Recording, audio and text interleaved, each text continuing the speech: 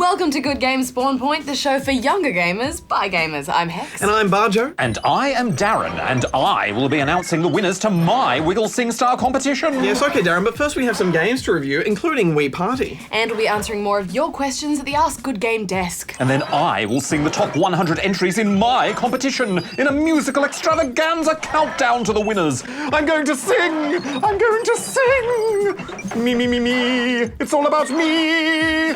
I'm not really sure that we'll have time for the top 100, Darren, but we'll see how we go. First, let's kick things off with the latest FIFA 11. Hi there everybody, Martin Tyler along with Andy Gray here. Welcome to the game today. The latest and greatest FIFA football sim is here, FIFA 11. But is it a cracking shot into the top corner or a clumsy foul worthy of a red card? Let's find out. There are some big changes to the gameplay this year, but nothing that'll make you want to facepalm. You can play whole matches as just the goalkeeper, the career mode has been revamped so that you can be either a manager, a player, or both at the same time. And the players in the game have been given more personality to show off who has the maddest skills. There's been lots of little changes too, such as being able to watch and save all the highlights from a match after it's over, as well as more team editing options and various tweaks to make the game play better, faster loading, improved animations, and things like that. You know, Badge, last year's game, FIFA 10, was already pretty awesome, so the only thing that I was really worried about here was that they would change a whole bunch of things just for the sake of it and really stuff things up. Yeah, they haven't ruined anything here. All the changes are for the better. Creating a virtual pro is as fun as ever, and aside from making them look as cool or crazy as you want, you now have a whole stack of accomplishments to achieve. Completing these is what awards you with increases to your player stats. You're challenged to do things like juggle the ball, score volleys, dribble past players, or if you're playing as the goalkeeper, perform superhuman diving saves and other impressive feats. Yeah, I like the way these pop up as you play because it's almost like unlocking an achievement or getting a trophy. And there's a big list too, so you can see what all these little challenges are. The more streamlined career mode is better too. You can control only your virtual pro during a match or the entire team if you prefer, as well as play from a variety of camera angles to find out which one suits you best. The presentation is quite slick and the visuals have really reached a high level of realism now, don't you think, Hex? It's like watching a game of football on TV. The commentary is always so accurate and occasionally the players will stop to point and argue. It's really slick. You know, if you're a fan of the sport, then this is totally your dream game. Yeah, and it all controls well, it looks good, and online multiplayer is great. It's a really hard game to fault. You can play in online matches where every single player on the pitch, as well as the goalkeepers now, are controlled by human players. Yeah, that'll really keep the hardcore fans busy, I think. You know, overall I think this is a top-notch effort, Badge. It's got everything a fan could want, so I'm giving it 8.5 out of 10 rubber chickens. FIFA 11 really solidifies everything that the World Cup spin-off and FIFA 10 brought to the series, and I think it will be known as a bit of a classic, Hex. I'm giving it 9 out of 10 rubber chickens. Books. Okay, Spawnlings, time once again to open up the inbox and get into some serious question answering. Indeedy weedy, Hex. First up, it's Fluffball from Perth. Fluffball. What is the best DS game for girls with the best graphics? The thing is, Fluffball, there's no clear-cut boundary between games for boys and games for girls. Lots of girls like blokey action or sports games, and you'd be surprised the number of boys that play games that are supposedly for girls. Pony Friends! Is a game I totally would never play. I rest my case. Speaking for myself, I dig the Professor Layton games, and anything with Mario in it, Zelda, and I like tricky games like Rhythm Heaven, Civ Revolution, and Advance Wars. Basically, you shouldn't stress over whether a game is for boys or for girls. All that matters is whether it's good or bad. Moving on to this one from Hussein in Perth, which is in Western Australia. I heard you talk about a PSP2 in your ABC2 show. What is it? And will there be gamer news on Spawn Point like your ABC2 show? P.S. You guys rock the gaming world. Well, Sony hasn't announced anything official yet, but there are stacks of rumors flying around that a new and improved PSP will be coming out next year. It will allegedly be way more powerful than the original PSP, but we don't know anything for certain yet. Don't worry, we'll definitely review games for PSP 2 if and when it arrives. As for a gamer news segment, well, Spawn Point is only half as long as our ABC2 show. To make the best use of that time, we try to cram in as many reviews as possible, but we are committed to giving you, the Spawn, what you want, so if we get enough requests, that could change. After all, it was popular demand that inspired us to add Ask Good Game back into our big show.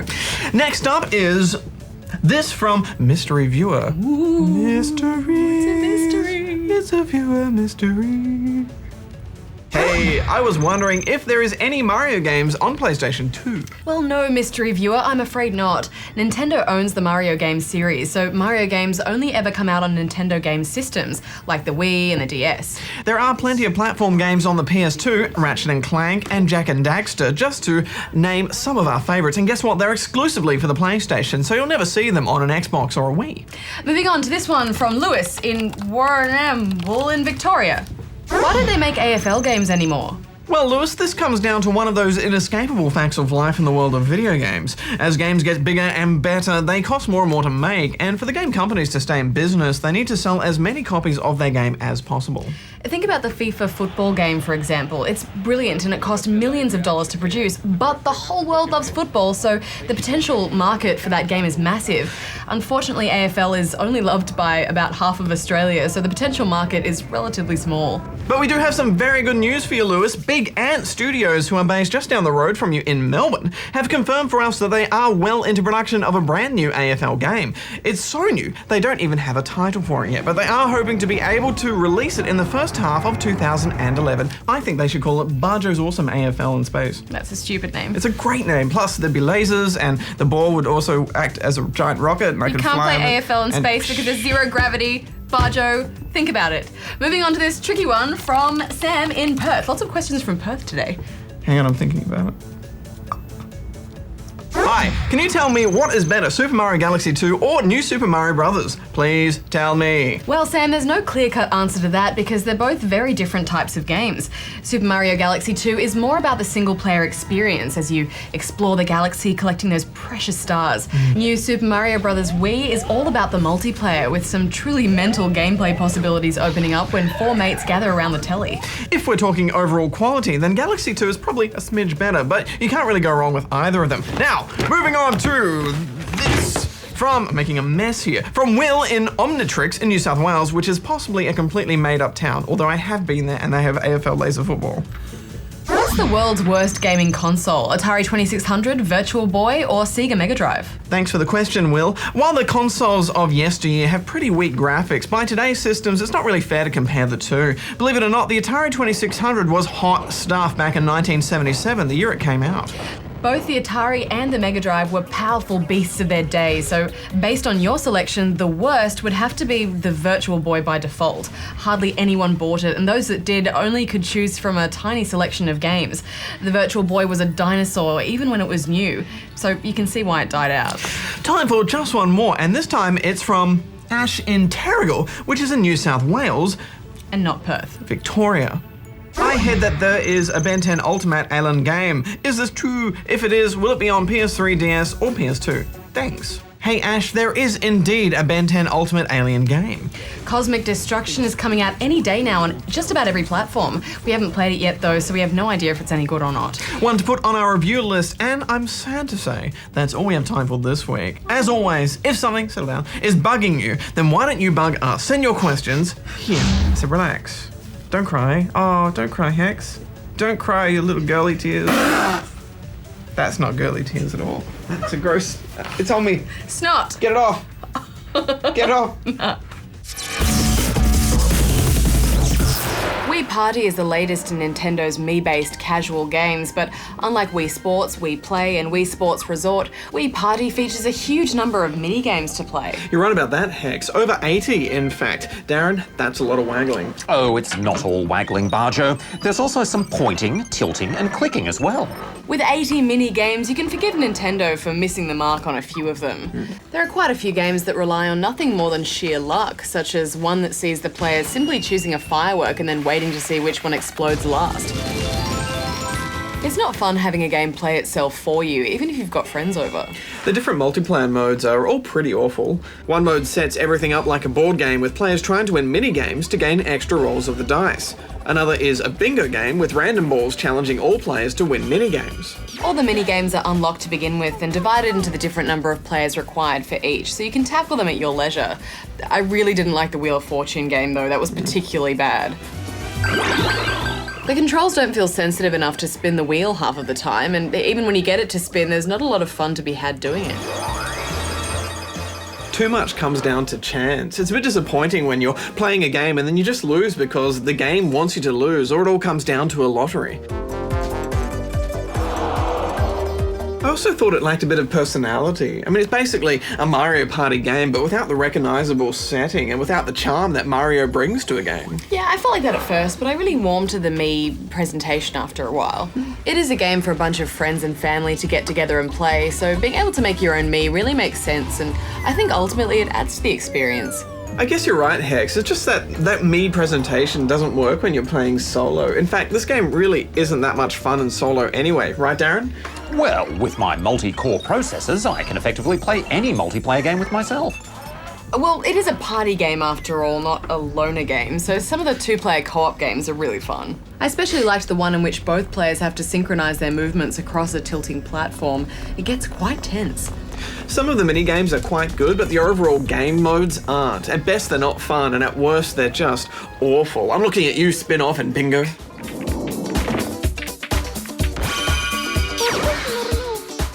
Yeah, those two modes are pretty bad, but if you skip them and just go straight to the individual games, you know, there's still some fun to be had with friends or family, so I'm gonna give it 5.5 out of 10 rubber chickens. I find it really hard to recommend. Even though there is a little bit of fun in co-op and multiplayer, there's just not enough game here. I'm giving it 5 out of 10 rubber chickens.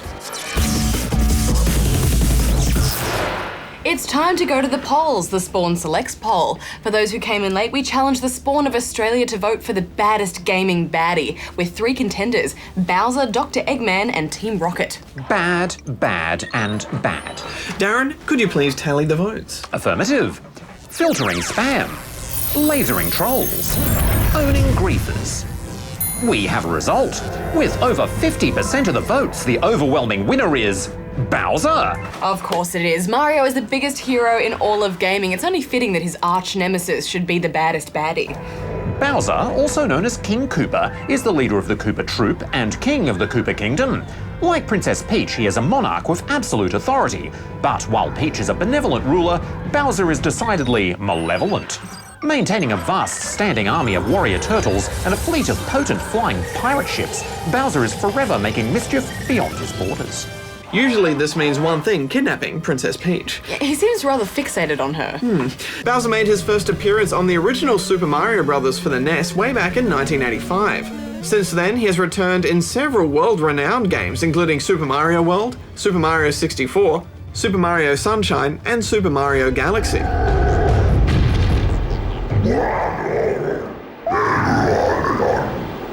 The games may change, but his plan remains the same. Kidnap Princess Peach, so Mario has to go and save her. And Luigi. Luigi's a noob.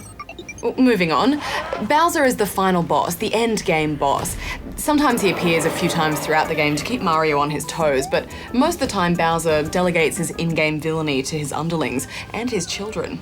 Yes, Bowser's kids have been playing mini-boss since Super Mario Bros. 3. He has 8 brats in all. In some games, you only meet Bowser Jr., but in others you'll meet the Koopalings.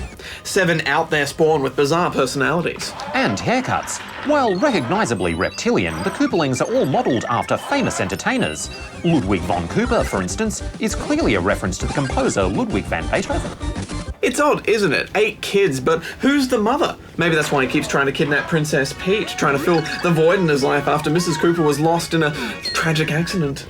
Well, we know he's not all bad. In games like Super Mario RPG and Mario and Luigi Bowser's Inside Story, he joins forces with the two to do some good. Though you know he's still a baddie deep down, these games have been a chance for him to come out of his shell, so to speak. He's also proven himself to be an equal opportunity villain. In Super Princess Peach for the DS, he actually kidnapped Mario, forcing the Mushroom Kingdom's monarch, Peach, to do the rescuing. And Bowser has been a playable character in a bunch of games too, such as Mario Kart and Mario Party, and also Super Smash Bros. Brawl. And you've got to admit, when push comes to shove, Bowser can bring on the biff. Where there is a Mario, there will always be a Bowser. They're like night and day, yin and yang. Like static and electricity. Like Darren and Noobs. Affirmative. Well, sadly that brings us to the end of another show, but we will be back next week with Super Scribblenauts on DS and Sid Meier's Pirates on Wii.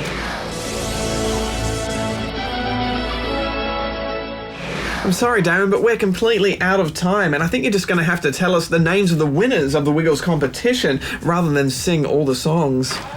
But But the Spawnlings are expecting me to perform each and every entry in full. I've made a massive compromise here just to cut it down to 100 songs. There'll be mass rioting, anarchy in the streets. I really can't be held responsible for what they'll do. All right, well, how about you just tell us the names of the 5 winners and then sing one of the songs? No! Charging my laser. Okay, Darren, but make it quick. Affirmative. Well, the 5 winners are... Congratulations! Your signed copy of SingStar Wiggles is on its way to you now. He has got pasta scoops for hands and egg cups for his eyes. The entire blooming internet is wrapped around his thighs. His mouse's name is Basil, but not the squeaky kind. And if you think you are a noob, he's really gonna mind. And if you think you are a noob, he's really gonna mind.